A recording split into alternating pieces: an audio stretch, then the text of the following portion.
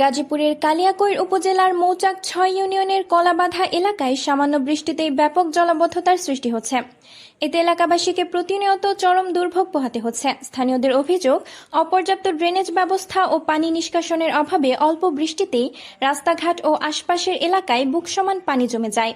এতে শিক্ষার্থী, কর্মজীবী মানুষ ও সাধারণ পথচারীদের চলাচল মারাত্মকভাবে ব্যাহত হচ্ছে।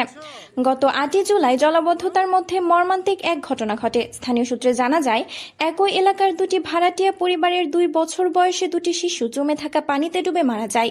এ ঘটনায় এলাকা জুড়ে শোকের ছায়া নেমে আসে। স্থানীয়দের দাবি, জলাবদ্ধতার কারণে এমন দুর্ঘটনার ঝুঁকি দীর্ঘদিন ধরেই থাকলেও সমস্যার স্থায়ী সমাধানে কার্যকর কোনো উদ্যোগ নেওয়া হয়নি। এলাকাবাসী দ্রুত ড্রেনেজ ব্যবস্থার উন্নয়ন, পানি নিষ্কাশনের স্থায়ী ব্যবস্থা এবং জলাবদ্ধতা নিরসনে সংশ্লিষ্ট কর্তৃপক্ষের জরুরি হস্তক্ষেপ কামনা করছেন।